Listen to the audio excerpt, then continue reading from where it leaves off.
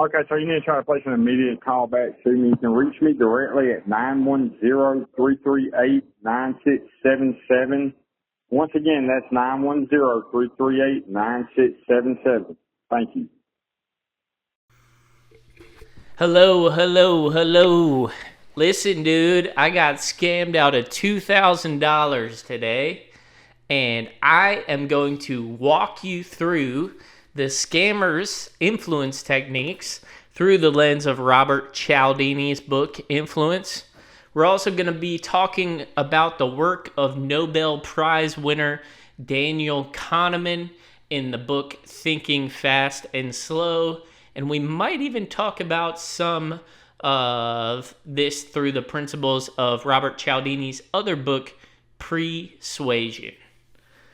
So before I explain how I got scammed today, brother, let's talk a little bit about Daniel Kahneman, right?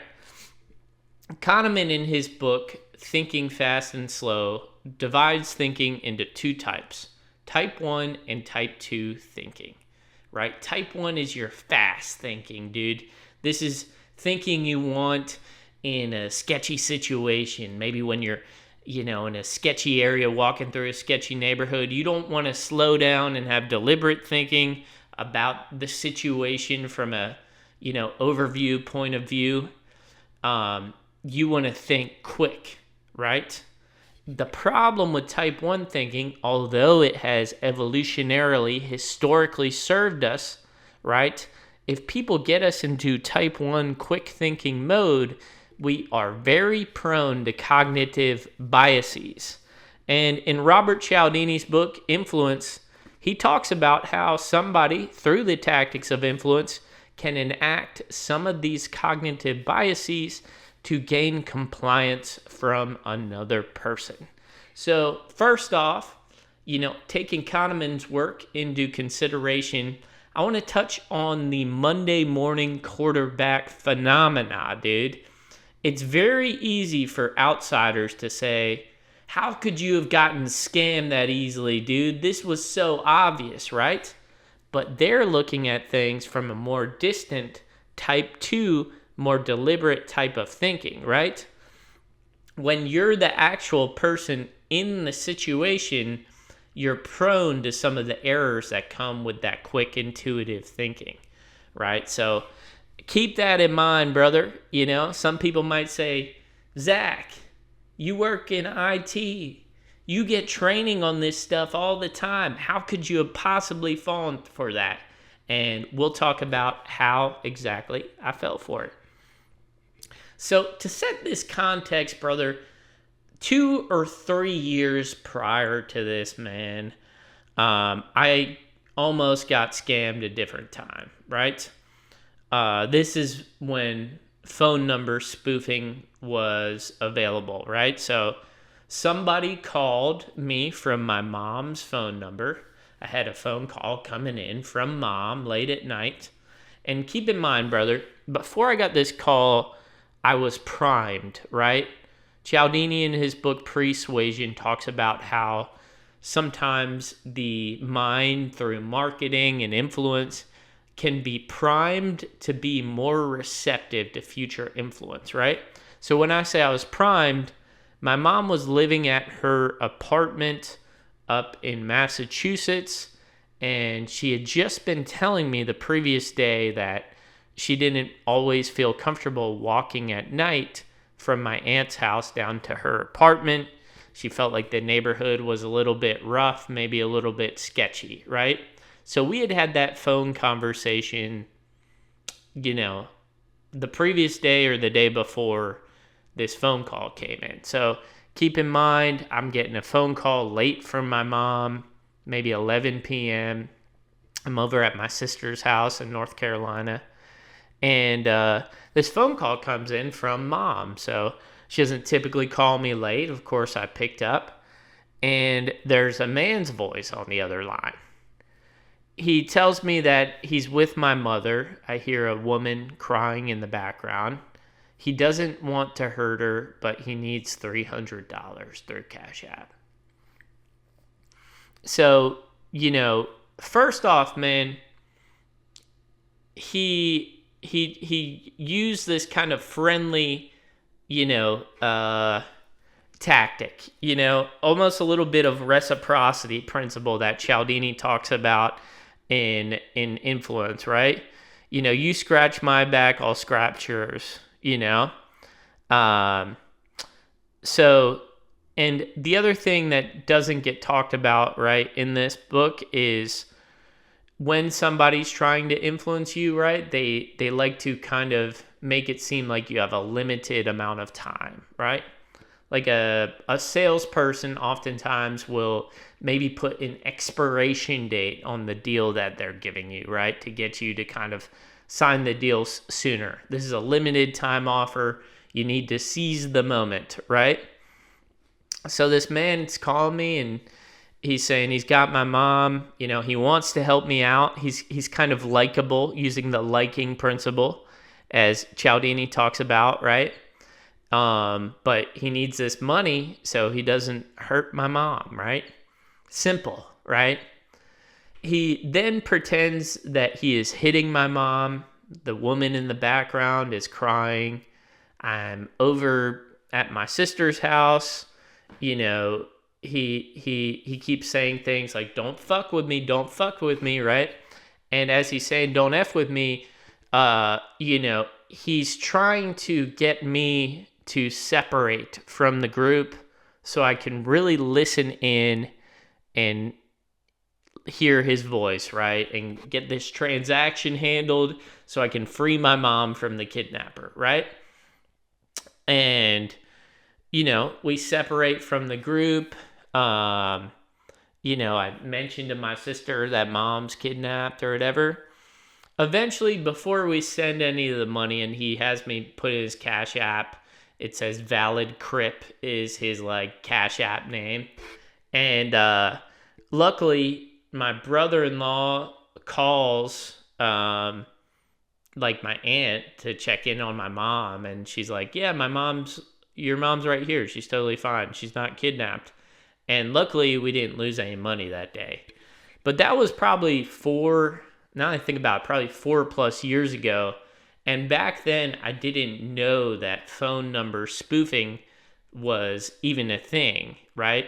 And one of the things that gave away that situation, right, is the woman crying in the background was almost crying a little bit in a Latina accent. And that began to be suspicious too. I was like, my mom doesn't speak Spanish, so she definitely doesn't cry like a Latina woman. You know what I'm saying? So going into today's scam, brother, I had that context in my mind, okay? Now, I've had a lot on my mind lately, I was in the middle, I was doing a workout, kind of a big legs workout today. So my body was already a little bit physically overwhelmed. My nervous system was a bit overwhelmed, right? And I can't tell you where it was, but I was primed sometime in the last 24 to 48 hours to think of jury duty. Jury duty was not on my mind, but I saw something. I don't remember whether it was a Google AdWords thing or something on social media. Something had prompted me to think about jury duty and how I've never been to jury duty. Thing is, dude, I'm selling a house in the next county over to me in North Carolina right now. And I haven't gotten mail at this house for quite some time. The house is under contract right now. You could probably find that out with some, looking around on Zillow and stuff like that. You could see that the house is pending, and likely, I am not getting mail there anymore, essentially. So somebody calls me from a 910 number, which is the area code where I live. And typically, brother, I don't answer phone numbers that I don't have saved. And even with that previous experience years ago with my mom, I'm almost always a little bit skeptical, right, about even numbers that I have saved, knowing that phone numbers can be spoofed. But I had just called the vet for my dog, similar area code, and something told me, even though I wasn't expecting a call, for some reason I picked it up in the middle of my workout. Never gonna do that again, bro. Leave me a message, dude. You know what I'm saying? And the thing is, dude, I've been getting hit with a bunch of fake IRS scams to my texts lately as well, but those are never believable, right? Like, last time I got one of those, I hit my CPA up. I was like, I'm pretty sure this is bullshit, but I'm getting like 4 or 5 of these a day. Like, is this legit? He was like, absolutely not. Complete bullshit. So, that one I checked with other people, right? But anyway, I pick up the phone and there is just this, smooth operator, Southern gentleman on the phone, dude. And if I had to picture what the sheriffs sound like in the next county over, the ones that I've met, they have that exact same accent, brother. And he's telling me, he said, you missed your jury duty today. Is there a reason for that? And he said he was New Hanover County Sheriff's, where my old place is. I said, listen, brother, I don't even live in that county anymore. I never got the notice. So he's like, okay. And he talks about, like, there's another chapter in Cialdini's later edition of this book called Unity.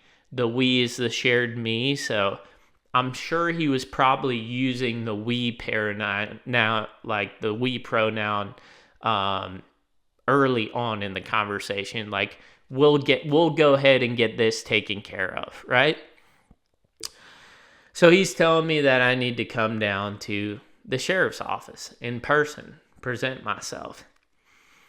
I'm like, this is a little bit inconvenient, but it's the end of the day.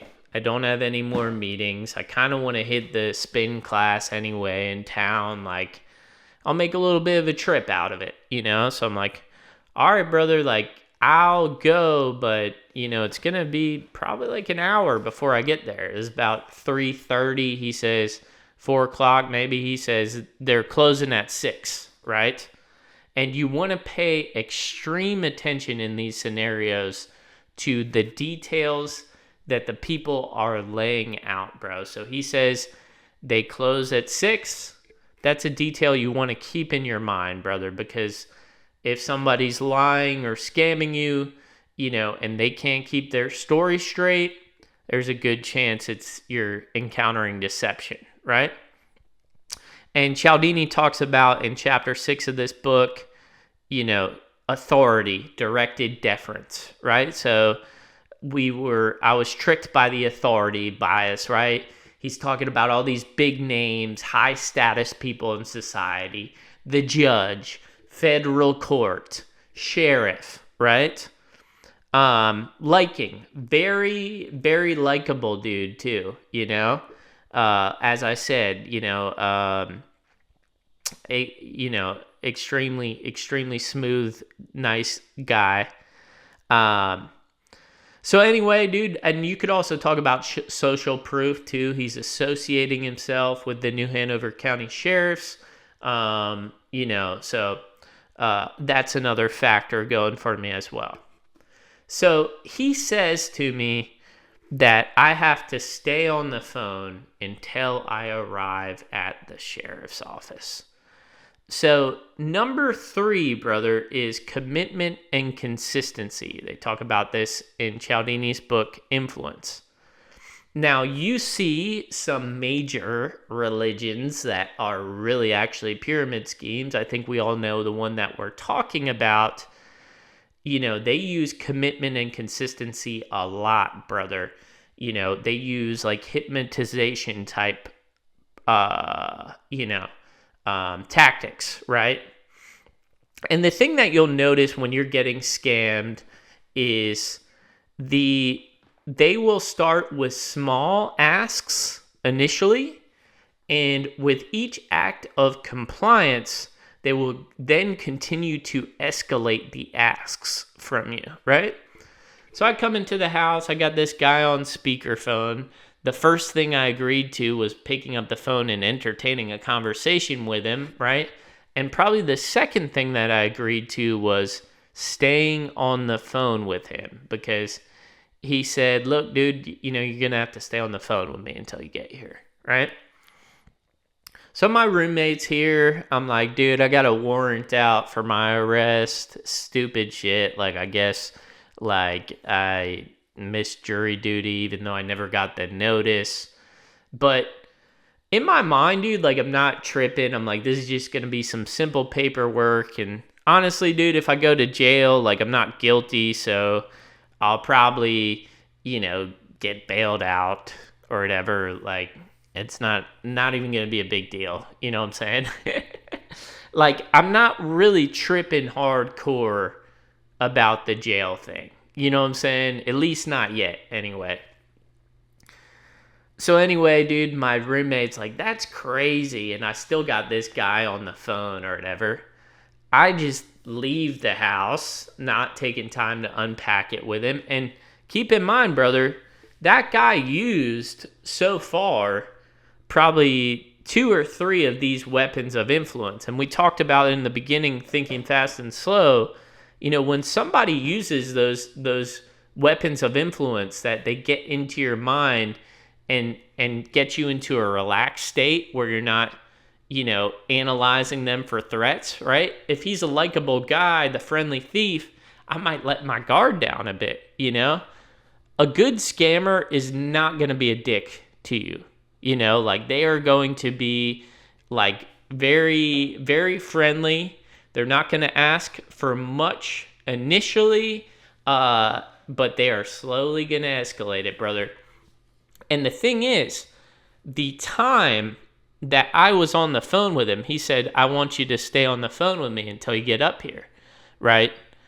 And honestly, thinking back, like, the sheriff would probably never ask you to be on the phone, because it's like, even though my car has Bluetooth, that would be a huge liability for them. How do they know that my car is new enough to even have Bluetooth? They could be asking them to break the law to stay on the phone with them, right? So super suspicious in retrospect, right? Let's not Monday morning quarterback this too much. But yeah, if I wasn't in that type 1 thinking, that's super suspect, right? So anyway, dude, I get some water, go in the car. I'm not really rushing, but I'm like, dude, I just did a workout. Like, I'm changing my shirt, get water. I'm like, dude, I'm not going to go to jail dehydrated if I end up in jail today. You know what I'm saying? So anyway, brother, I hop in the car, and basically what they want me to do is check in with them about every 2 or 3 minutes. And he says, hey, sir, are you still there? I'm like, yep, still here. It's kind of pissing me off a little bit that they're asking. I told him it was going to be 45 minutes to an hour, but he's asking me every 3 minutes if I'm still there. And me saying I'm still there is like almost a little bit of a act of compliance, right? Like you see on some of that videos of that big church that's really a pyramid scheme. They kind of, if you watch some of their videos, they get people to move their hand. They do these little acts of compliance. Me responding to him saying I'm still there was me complying with the scammer in a very small way, right? He's got, in our frame collision, he's still got that dominant authority frame, because I'm not asking him, I'm not driving the conversation, he's driving it, right? I let myself go into this like submissive role like early on, right? So I'm driving him, he's a sheriff, I'm updating him like, oh, I'm at this place, this is where I'm at now. And slowly, brother, he says, let me know when you hit this place, this marker. And I realize now too, bro, he couldn't necessarily fully relate to the landmarks that I was talking about, which is incredibly suspect. if he was a sheriff from one of my surrounding counties, right? That probably would have been like a good, shit test for him, see like, okay, exactly, do you know where I am right now kind of thing. So he says that I have to, if I just show up on county property or whatever, I'm going to be subject to being arrested, right? So anyway, he's like, but if you get these prepaid one-pay debit cards, right, beforehand, you can pay them to the people there, and, it's not going to be a big deal. So, initially, I'm thinking to myself, this is kind of strange, dude. I was like, this is weird, dude. I'd never heard of OnePay. Are they like a gift card? He's like, no. It's a debit card, right? And it's a special thing that this was launched to help the government for people in these types of situations. Okay, all right. I've been on the phone with this guy for 25, 30 fucking minutes at this point. So, in my subconscious mind, I guess he's my buddy, right? He probably did honestly share a couple of vulnerable things as part of his false persona that increased the liking principle too, man. I can't remember specifically, but, he's my buddy. He's going to do me a favor. He's going to work it out with the judge, whatever, So the second really suspicious thing he says is, you can only put $500 on each of these cards here, It might have to be multiple transactions. He said, and what you're going to want to do, sir, is you might want to get some cash out first. I sound so dumb in retrospect. And you're going to want to pay for these in cash. And that is true, right? You can't buy debit cards on a credit card, right? I think, one, probably because you have a better chance of getting your money back if you buy something with a credit card. Usually it comes with more insurance, right? But also these fake debit card companies, or they're real debit card companies, whatever, like they don't want people using credit to get cash, a cash equivalent, essentially. So anyway, man, I go to the ATM. I can't withdraw $2,000. I had to go into Wells Fargo and try to get the bank teller to give me $2,000. I'm kind of stressing a little bit because there's this thing where I got to get there by 6 p.m. to be cool with the judge. I don't have much time. It's far away. Anyway, dude, I go into the bank. One of the tellers, the line's long. She sees I'm kind of stressing. She's like, you can change your withdrawal amount on your bank account or whatever. So I get $2,000 out of the ATM finally. Tell homie I got the cash. Here I am complying, just like a little submissive, like dude to this fake authority figure, right? Next, Walmart's right next door. I tell him, hey man, I pulled up in Walmart. And he's telling me, like, before I went to the ATM and afterward, he said, look, dude, you're not going to want to tell people that you're talking to me, dude. So you're going to want to put the phone in your pocket during this. Folks can report you to Crime Stoppers.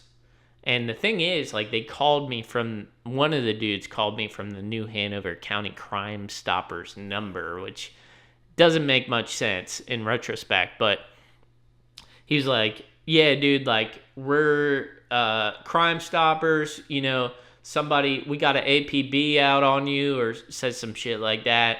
He's like, $500, like, somebody could win if they know you got a warrant out. Like, I would keep it on the low.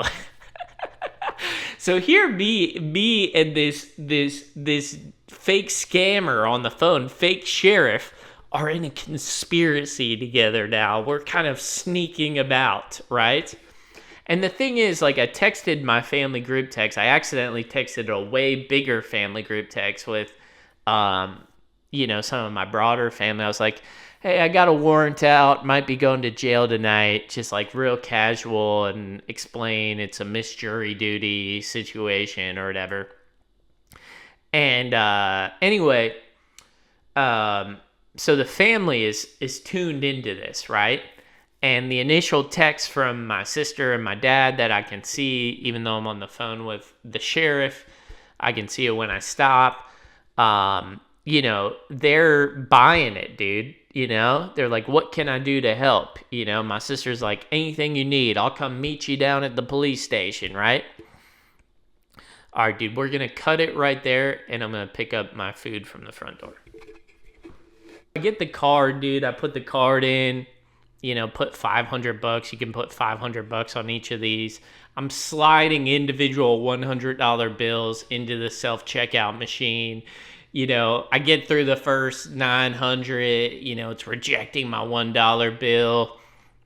Anyway, I try to get the second 1,000 going, and homegirl comes over because it's not accepting my bill for whatever reason.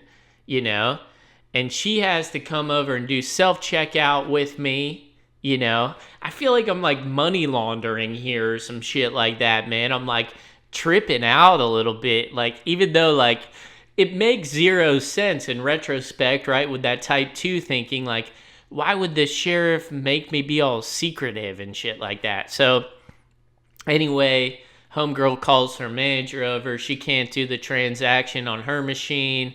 I got to go to the customer service desk to, get it. It finally works. I'm like praying that this works, dude, because I'm like, dude, it would be really inconvenient to go to jail tonight.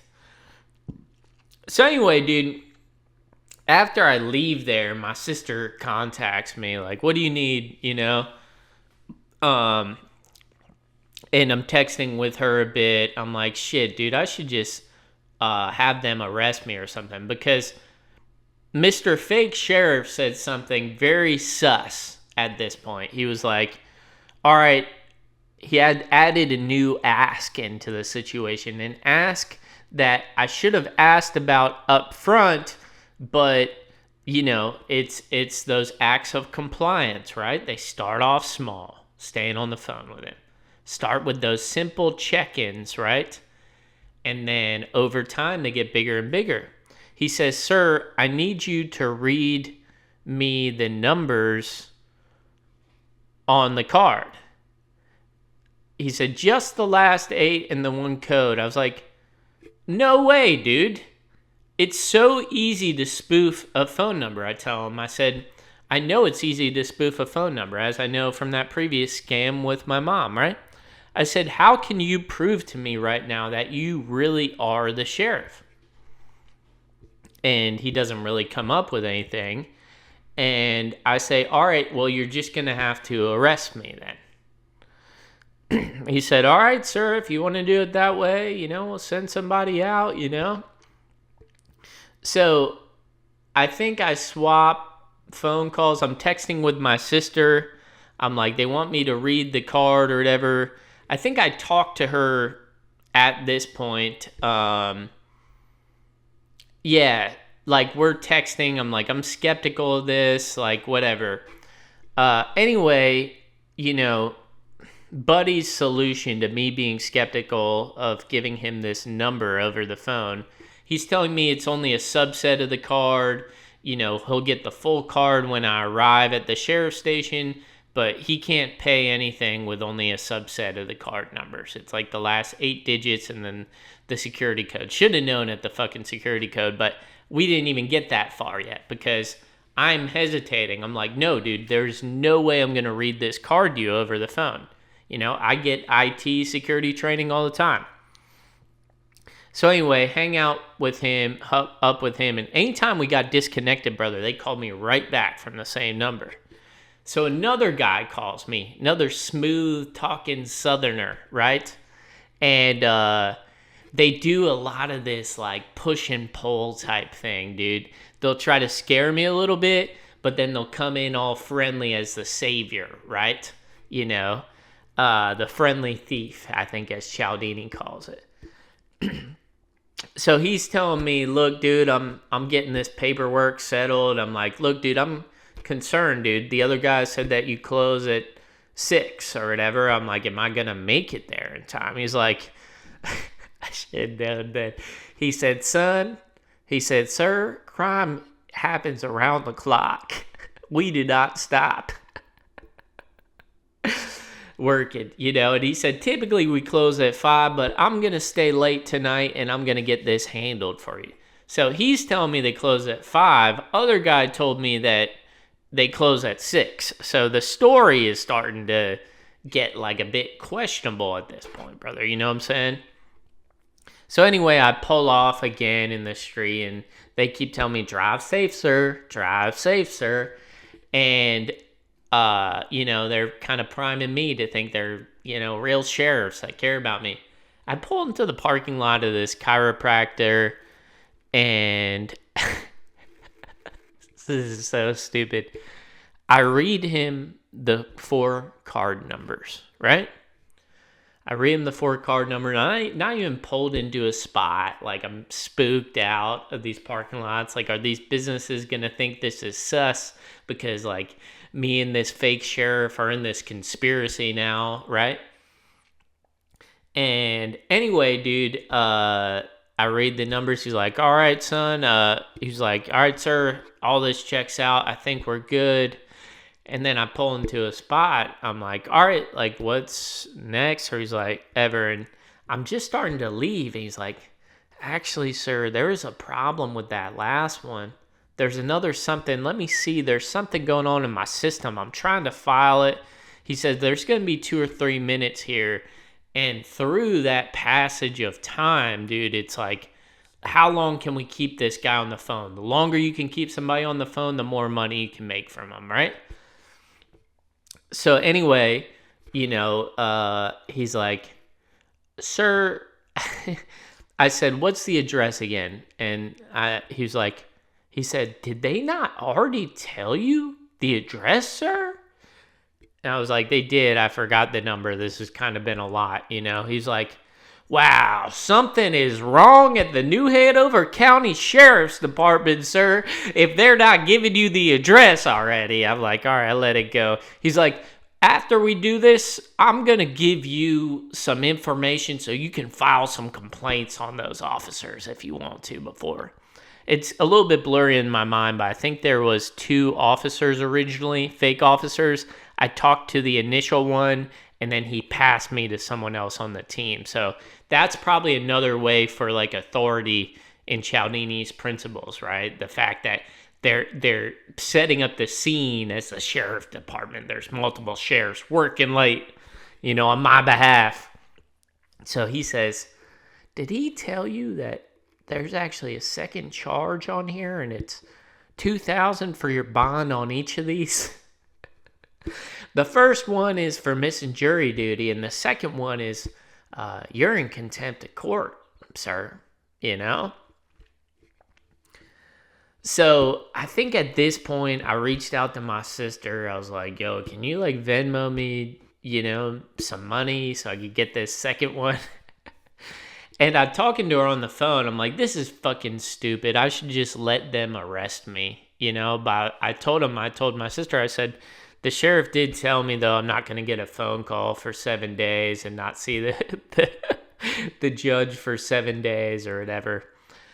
And my sister is like, oh, Zach, yeah, you don't want to get booked. Let's just do this one pay thing.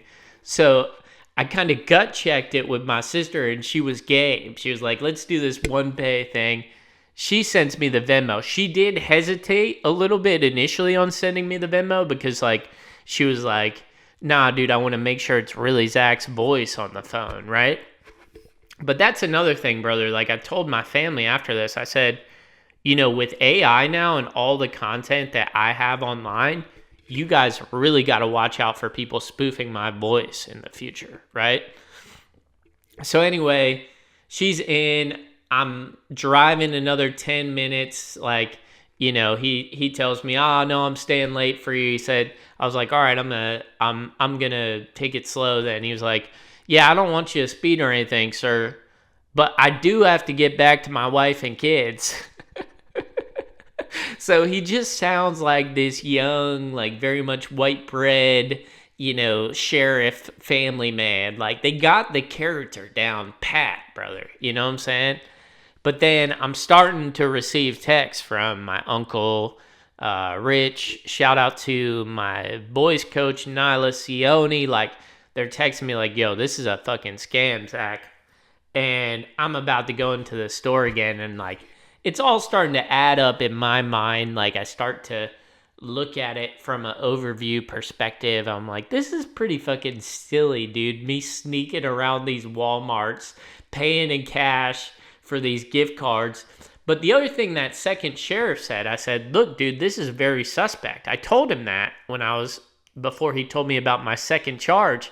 I said, "This is very suspect, me getting these cards. He wants to give me a gift card over the phone. I'm not doing that." He said, "Sir, did they ask you to get a gift card? Because it should not be a gift card. This is a one-pay debit card." Like that was somehow any fucking different. Like a prepaid debit card was any fucking different than a gift card. It's the same shit, right? But he used the authority of that other card. So once I get to the second Walmart, luckily I'm like, dude, I told these people where I'm at over the phone. They know where I'm at. I said, I gotta leave this situation so I don't get robbed or anything. So I'm like, all right, dude, like I'm thinking I gotta go back to my home county because this county, if I am gonna get arrested, in my head, I'm still like kind of thinking about it. And these people are calling me the minute I hang up. But I'm getting this clarity. I'm telling my sister, like, what is your reasoning for believing this is a scam, right? You see why it's so hard to get people out of cults, right? But anyway, I did actually look at I did ask ChatGPT earlier in the process. I said, is OnePay actually used by the government? And it did say that like government contractors used it. So it was kind of suspect. You know what I'm saying? Like, and I've got to look into OnePay. If you know anything about OnePay, like drop it in the comments below. Like it was ChatGPT's response was enough to make me semi-skeptical, but not enough to be like, this is a full-blown scam. The problem is the fake sheriffs had me stay on the phone with them the whole time, right? But if I had talked to ChatGPT in the voice mode, explained the context of the situation, like as I did afterward, like ChatGPT told me like clearly this is a scam, right? But a lot of these scammers rely on momentum, dude. Like momentum. That's how you influence somebody and keep them in that type 1 mode of thinking, right? So major takeaways from this, man, because my dad said to me, he's like, I don't know how Zach functions. He travels all around the world. He was talking big shit, dude. He was like, I don't know how Zach gets around and survives in life. You know, he travels around the world, but somehow he still survives. The thing about it is, if I go to a level 3 travel state warning site, brother, I am almost priming myself to know what type of situations I'm going to get scammed in, right? Like, I know, for example, the context of the airport. I'm not looking for a cab because that's how you get ripped off, right? They're expecting the foreigner here. I got scammed when I was in the middle of a workout on a calm Wednesday afternoon at the sanctity of my home, right? I wasn't primed mentally to think that I was going to get scammed today. I was primed to think that maybe I missed jury duty because I saw something on social media about missing jury duty. I don't remember where it was, but I touched on that in the beginning, brother. You know what I'm saying? So I think in this new era of AI, especially when they're going to be able to spoof our voices and the fact that, I mean, dude, I Googled my name recently and there's a site that will tell you who my ex-girlfriends are. You know what I'm saying? My brother told me he almost got scammed by a guy claiming to be from his bank, and he read him his real social security number. So, like, you know, all of our info is out there nowadays, man. And it's very easy for these social engineers to look at things like, oh, his house is under contract, stuff like that, bro. So, you know, I think we just have to be diligent all the time, especially when it comes to these things, brother, you know? And I've also been getting a whole bunch of, fake IRS texts. And, like, I think I mentioned this in the beginning. Those already seem suspect to me, brother, because why would the IRS text me if I was in trouble? They always send letters. Like, still did run them by my CPA, but, you know, I think my big takeaways from this are just to not answer my phone. You know, and just be more aware, you know, of the context and scenarios where, like, hey man, like, I was going hard in the workout, maybe my nervous system was already up a little bit, not the best time to answer the phone call.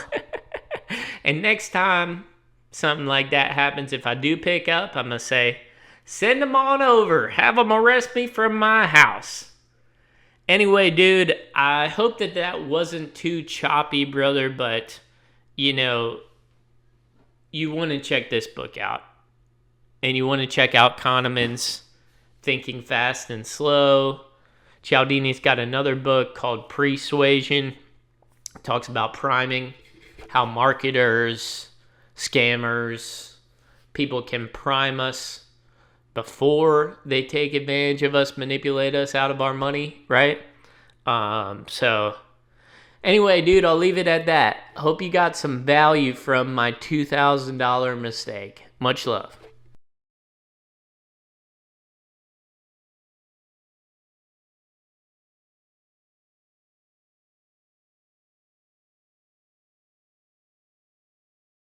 Okay, so you need to try to place an immediate call back to me. You can reach me directly at 910-338-9677.